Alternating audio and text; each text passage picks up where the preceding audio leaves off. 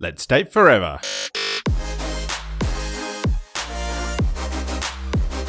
Here's your weekly dose of relationship fuel with Sammi and Nathan Jaeger. Hello and welcome to Date Forever. In this week's episode, we're going to be chatting through our annual game plan process and what we conducted this year to review our year and set ourselves up for success in the new year. What we conducted, you make it sound so formal. Yeah. There is an agenda. Yeah, that's true. Yeah. It is pretty organised. So, welcome to the deep dive on our annual game plan process. So, I don't think we need to do a fuel up this week because I think this probably is our fuel up, yeah? Yeah, good shit's happening. So, if you've listened to the show before, you will have heard us talk about the pillars of mine and Nath's relationship. Something that we really build our year around is our annual game plan. So, every year we take 1 or 2 days to get on the same page, to review the year that was, and to set some goals and intentions for the year that's coming.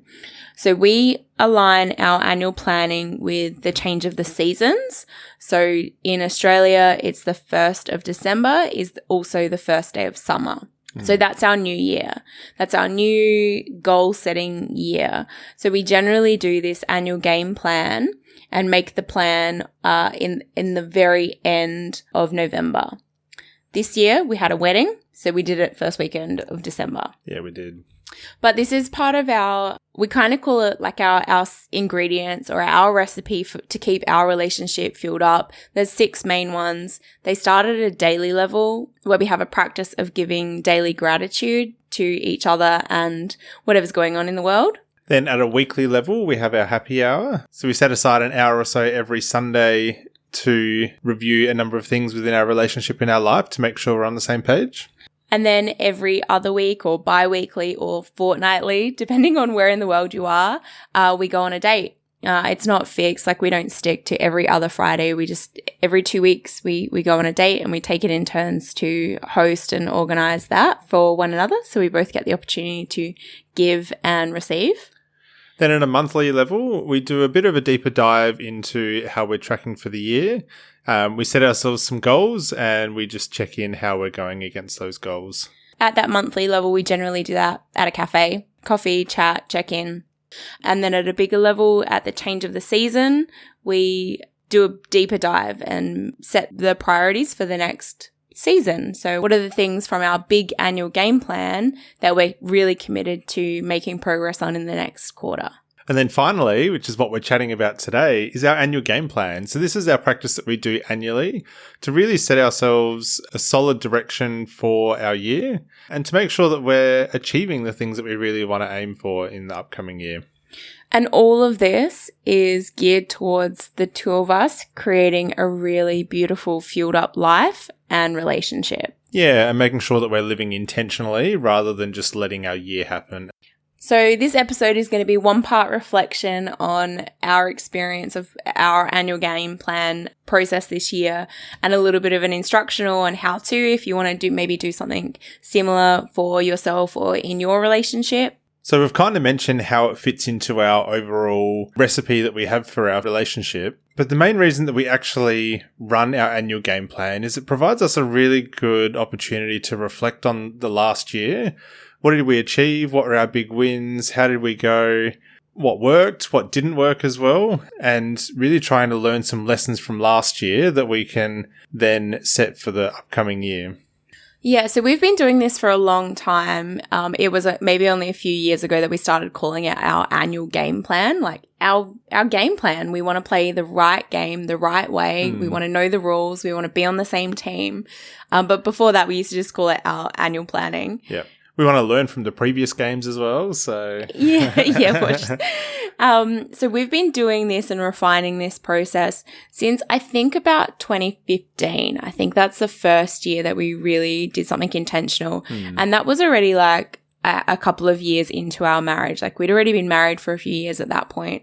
And we kind of realized that we had made some pretty drastic changes in that sort of year or two before 2015. And we needed to get way more intentional. We had been living very reactively, and arriving at the end of the year just being like, whoa, what was that? So we knew that we needed a better approach, and this is now refined year on year, and I'm really excited to be sharing it with all of you.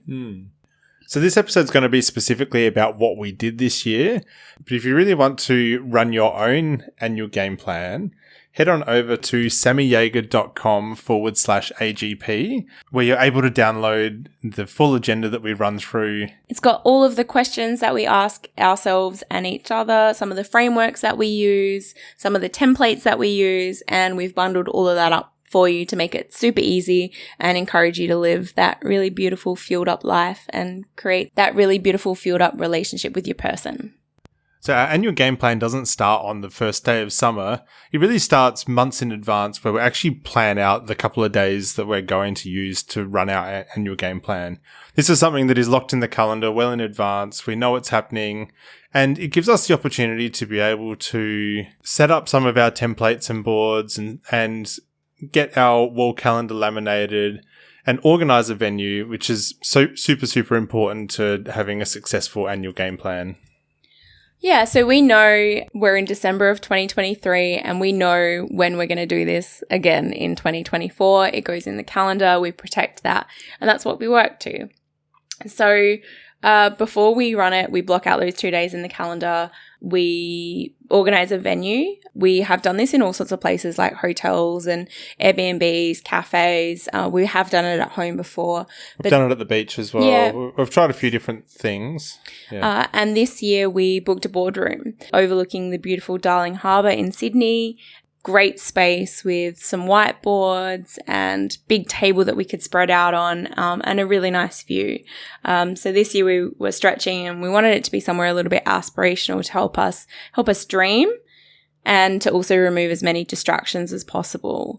This was an investment. I'm not gonna lie. Like, there was some cost associated with this, but when we've done it in the past in a cafe, we're kind of limited by how long the laptop battery lasts, how long we're allowed to have a table for, the distractions that are going on around it. And same, like, if we're trying to do it outside, and the years that we've done it at home, it's really easy to be like, I'll just pop on that load of washing, or the dishwasher's done, I'll just unpack or repack that, or maybe we should take the dog for a walk. And so this year we were trying to be really intentional about minimizing those distractions. Yeah. So we even went as far as like bringing a whole heap of snacks along, and we also just ordered all of our food in as well. So ordered Uber Eats whenever we got hungry, and because what we were really trying to avoid was just breaking flow and making sure that we kind of got the most out of the space and time that we had together. Yeah, so for context, we did this on a weekend. We did it on a Saturday and Sunday, and we, because we had booked and paid for this space, we were extra committed that we were going to be there early, on time, organised with all of our bits and pieces. So we did that. We got there probably a little later than we intended, but we were ready to go at about 10 a.m. on the Saturday morning and dive into it. Yeah. Caffeinated, ready to go. The other thing we did to kind of set the environment once we were actually there was to put on some upbeat music. So what we really wanted to do was kind of set a high vibe for us so that we were feeling in a good state when we're starting to reflect on our previous year and setting intentions for the upcoming year as well. Yeah, and that's definitely something that we haven't done as well in shared spaces in the past. So that was really nice to have actually like our own private dedicated space. We can make as much noise as we like, listen to the music that we like. And that was great. Nath had a really good playlist cranking that morning. So once we were all set up, what did we actually do? We started by reviewing the last season. So our spring. So the previous 90 days of what were the goals that we set? Did we achieve them? If not, why not? And to just reflect and acknowledge like what were the things that we'd achieved? What were the things that we'd struggled with? What were some of the things that we'd done well? What were some of the challenges that we'd had, like either with each other or in life? So we did that first and just kind of tied the year in a bow, quarter by quarter or season by season. And then we dived in and actually reviewed our year as a whole. So what were the big things? What were the big ticket items that we struggled with? What were the big things that we managed to achieve? What were some of the hurdles that we overcome? The other major thing that we did was review our goals for the year as well. How many of them did we achieve? How many of them did we miss? And how many of them did we partially achieve as well or make some really good progress towards?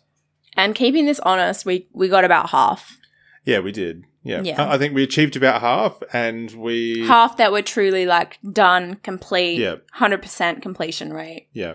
And then there were quite a few others in there as well that we made some really good progress towards, and a few that we had made no progress towards. And there were even a couple of goals there as well that we kind of retired throughout the year because they were no longer serving us or no longer in the right direction that we wanted to go.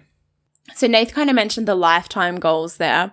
Episode 1 of the Day Forever podcast, little baby Sammi and little baby Nath, little baby podcasts. We had Keith Abraham on the show and he talked us through an exercise of the 25 lifetime goals.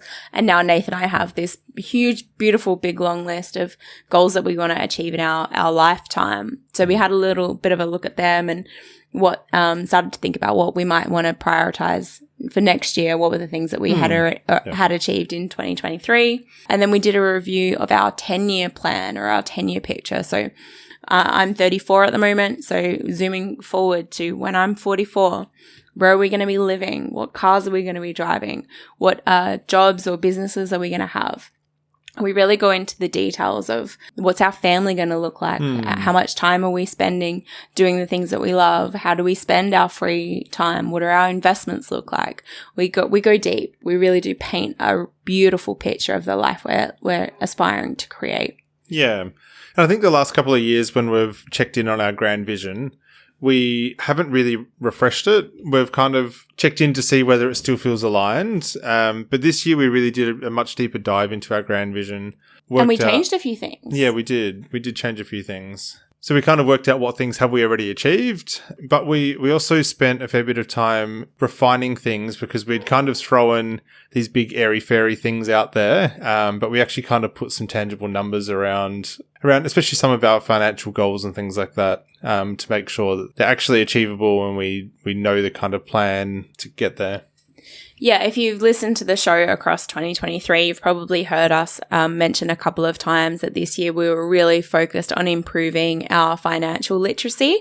And we did some courses and programs and we went to some webinars and we really invested in our education in this space over the last year. So that was really cool to see that where we had been a little vague around some of our financial goals, we both had a willingness to be far more specific about what we really want now, which was really cool to see that sort of progress too.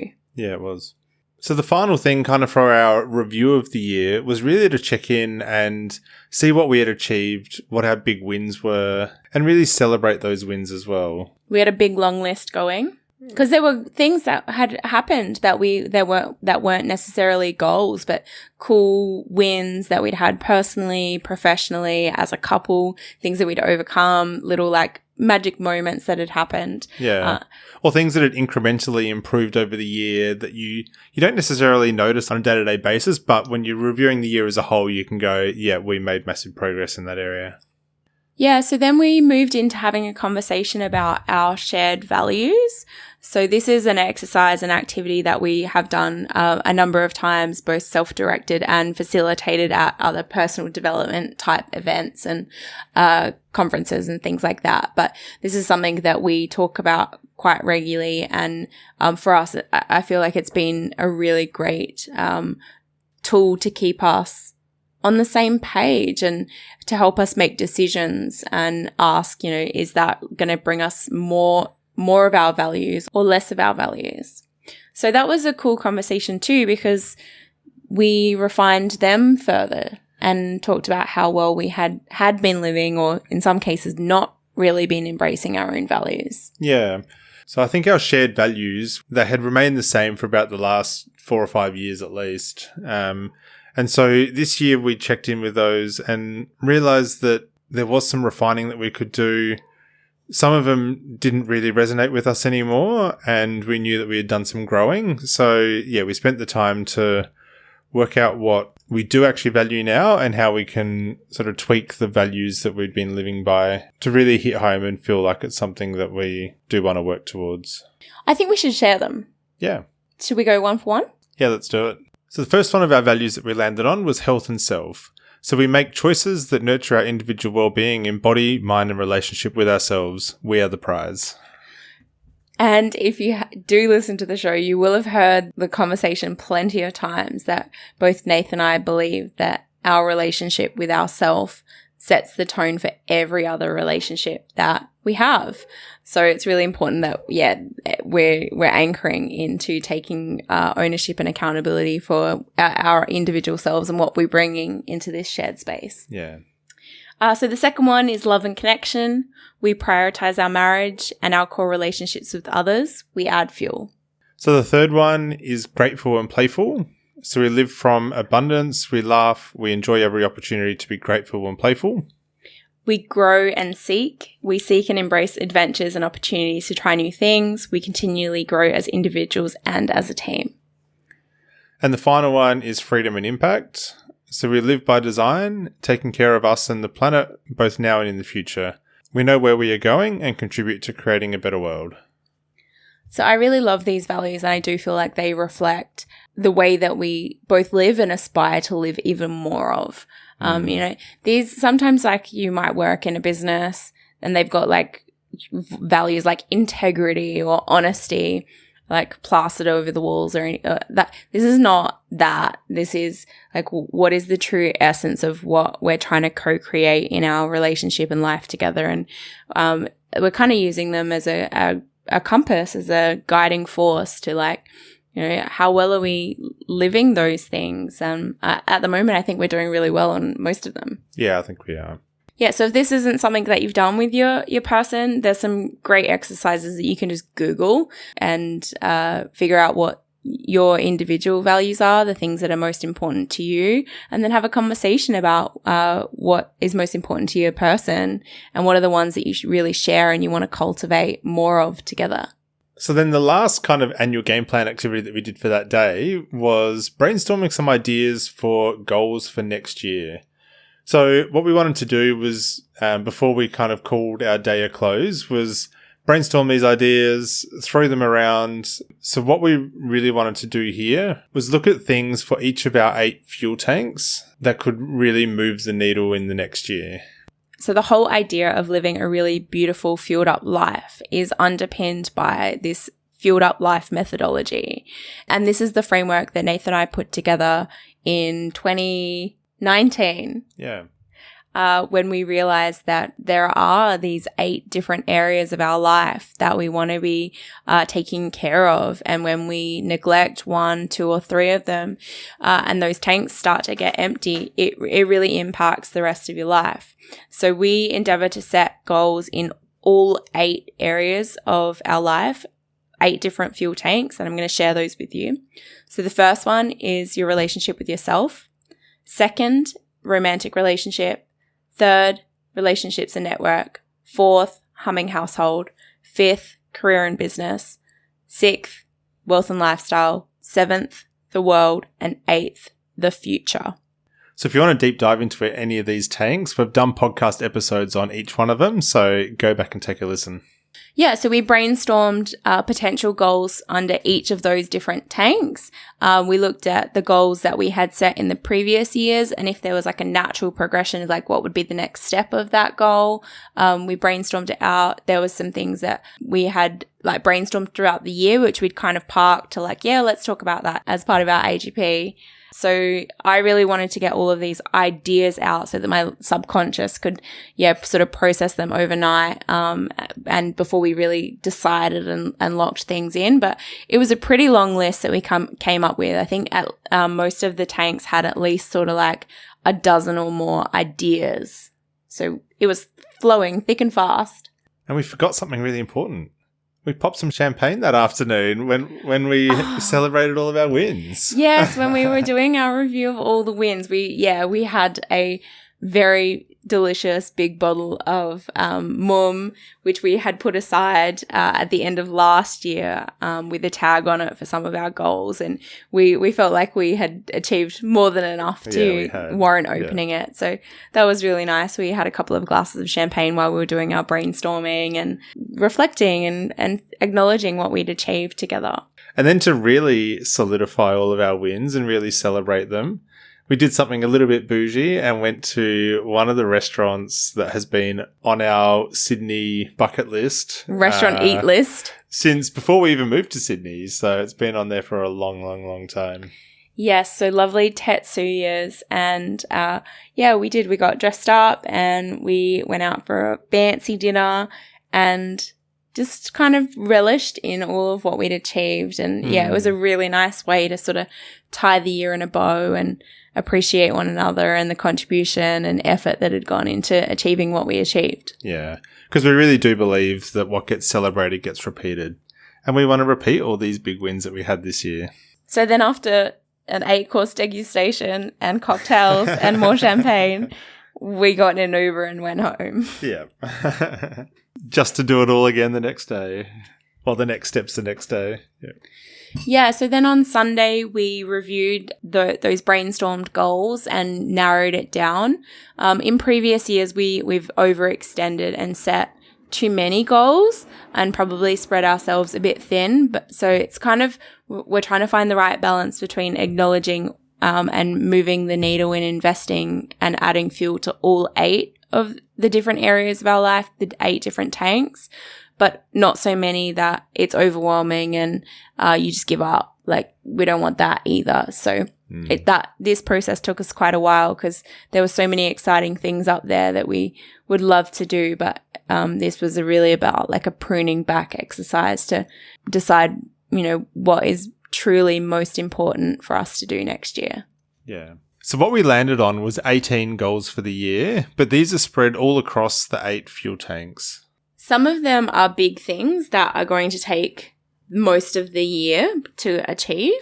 Like, we really like to have a savings goal for the year, so that one probably won't be achieved in January. I'd like it to be, but it probably won't be. Yeah. And then there's other ones that are kind of probably almost like life as usual, but we want to hold ourselves accountable to them. So things like Nath having a guys' weekend away with his friends, me having a girls' weekend away with my friends, for us to have 24 dates. Like, those are consistent goals that we set almost every year. And then there's other ones like we really want to tidy our garage and have a functional workshop and accessible gym. Like, that's for our humming household. Like, that would feel so good if it was easy to park the car in there every day. And then there's, like Nate said, there's like much bigger ones about developing a plan for our 100-year life. There's a beautiful book, Linda Grafton and Andrew Scott, who talk about this. And we're like, wow, if we're going to live to 100, what's that going to look like? Yeah. So we want to get a bit clearer on that. So once we had narrowed those goals down and settled on them and locked them in, we made sure that we could make them binary. So it was really easy to say that they were done. So rather than like save more money, we actually put a number to it. How much are we going to save? And then we kind of worked out like, well, what are the major milestones in the process of hitting the big goal? So we worked out the major milestones for all of these goals and made sure that it was very clear whether or not they were going to be able to be done, not done. If you've heard the Date Forever episode with Jamin Fraser, he shared a handful of rules that he and his wife have in their beautiful game of marriage that they're playing together. But one of the rules that they have is around knowing when you're playing lead and when you're playing support. So some of these goals are exactly like that, where it'll be Nath playing lead and me on support, and vice versa. So it was good to have some conversations around that as well, to make sure that it wasn't just one person who was going to be playing lead on all of these things and the other person was just going to be in the passenger seat. Like, no, we're really co-creating this together with the opportunity to both play lead and both play support. Yeah. So now that we had locked down what these big goals were for the year, the next step that we did was to work out which ones were priorities for our quarter. So we took a look through the list. There were some of these big goals that we really wanted to achieve in the first quarter to be able to kind of influence some of the other goals that we wanted to achieve later in the year, like our savings goal and things like that. Yeah, we need to make sure that we're really clear on that in the first quarter and that we're making contributions to it in the first season, because we don't want to play catch up on that for the rest of the year. Yeah, exactly. And we want to take an overseas holiday as well next year. And so we need to work on that in the first half of the year because we want to take that in July. Yeah, taking an overseas holiday, that's a beautiful goal. Yeah. So we went through these, worked out which ones were really the priorities for the first quarter or the first half of the year. And what we did then was set some rocks around these goals. So what did we need to achieve in this first quarter to be able to keep us on track for the overall year? So when Nath is saying rocks, this is an analogy that was made really popular by Stephen Covey. And the big rock represents the main priorities or your longer term goals. And then you've got little pebbles that represent your day-to-day responsibilities. And then sand that kind of represents these minor little tasks that are not really important. But if you're not careful and not intentional and you took a jar and you tried to put in the sand and then the pebbles and then the big rocks, it wouldn't all fit in the jar. So our approach is to decide on the big rocks, the things that are the priority and most important, and we want to put those into the jar first. And then the pebbles, the things that are like life as usual, and then the minutiae and the sand, then you can pour in and around those beautiful big rocks. So that's the language. But those big rocks really represent our main priorities. So when we're saying like we locked in our big rocks for summer, that's what we're talking about, the big projects. Yep. It's probably also worth noting that while we were having this conversation about our priorities and our big rocks for the summer, we also wanted to recognize that it's summer and we probably want to have some downtime and enjoy the beautiful beach that we live at. And we're also going to take some time off from work. We're both going to have a little bit of a break. So on one hand, that's probably we're going to be less productive. But on the other hand, doing a project like reorganizing our garage is probably a great time to do that. We had a lot of conversations about like the actual logistics of committing to those big rocks in that season too. So because we did a deep dive into our grand vision and our values and a few other things, that was all we got through in 2 days. Yeah. We didn't quite get to the end of our full agenda. Yeah, which is I think the first time ever. Yeah. I think we went so deep this year. Yeah, we really did. So the parts that we didn't get to, which we have put in a little catch-up date for a week or so's time, is to actually then transfer everything into the calendar. So things that have specific days and dates, places that we need to be, things like when we're going to do our monthly catch-ups, all of that stuff, we need to get that into the calendar. And then ordinarily we would do a little checkup on the horizon, like what's coming up in the next couple of weeks or the next couple of months. Is there anything that we need to prepare for? Is there any little like tasks or to-dos that we need to get organized with? And then what else do we need to practice if we kept doing these habits and practices? Like how would our life continue to row and feel really good? So we didn't have that conversation the way that we normally would because we were just beat, weren't we? We were done after 2 really beautiful days, having some really big conversations. It's really hard for me to imagine how we would do life without this system. Yeah, it is.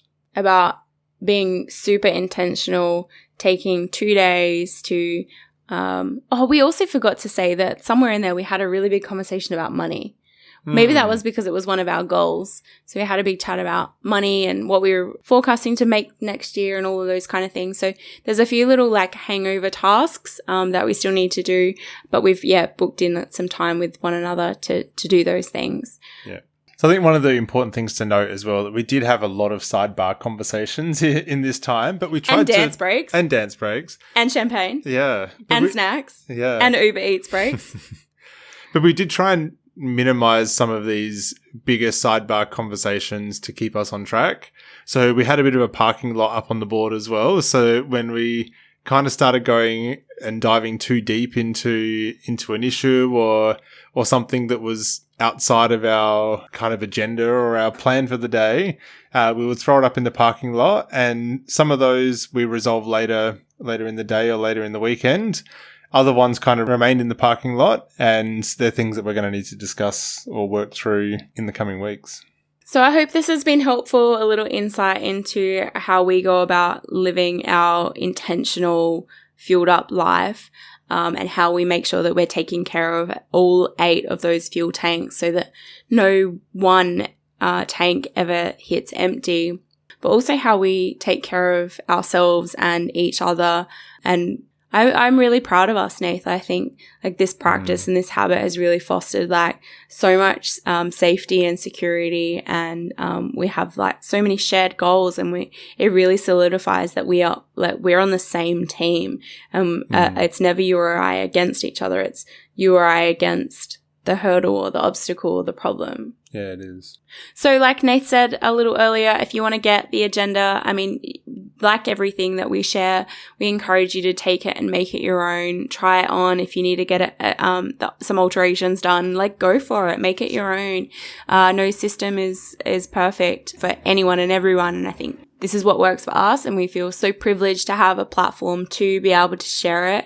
And we really just want to encourage you that, hey, there's still a couple of weeks left of 2023, or even to do this early in the year of 2024 to set yourself up for success. Get really intentional about what it is that you want out of the next 365 days. And honestly, what's more important than that? It's your life. So if you want to get that agenda, head on over to sammijaeger.com/AGP. Now, to say thank you for listening, every year Nath and I put aside some money into a little special give bucket, and we contribute to projects all across the world that align with the United Nations global goals.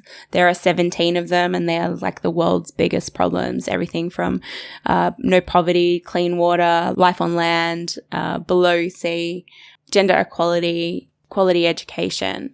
So as part of our annual game plan, we emptied out that bucket. We gave to a lot of different projects all over the world that align with all of those beautiful global goals. And we just want to say thank you for being part of the Date Forever community, and for listening and sharing episodes and sending us your feedback and your cheeky DMs. We love to receive them, and we love to hear how content is resonating and how it's impacting your life and your relationships and what you're doing. So thank you so much for making those gives possible, because we really did give a lot of things, some life-saving water, protected some rainforest. We gave a lot of education support across different countries. We supported a few projects to give access to sewing machines and training so that women could start generating income. We gave access to transport so that children could get to and from school. We gave access to some health education, some bricks so that school can get built. We planted some trees and gave out some feminine hygiene products, as well as some vocational training for teenagers so that they can get employment. We took some plastic out of the ocean. The list goes on and on and on. So thank you so much for being here with us and making that possible. This episode of Date Forever has been brought to you by Sammi Jaeger and the Fueled Up Life Lab. If you want to learn more, come on over to sammijaeger.com, where you can access stacks of resources to help you fuel up your life and relationship. If you've loved this episode, share it with a friend. And don't forget to subscribe so you never miss an ep. Thanks for joining us and adding fuel to your tank.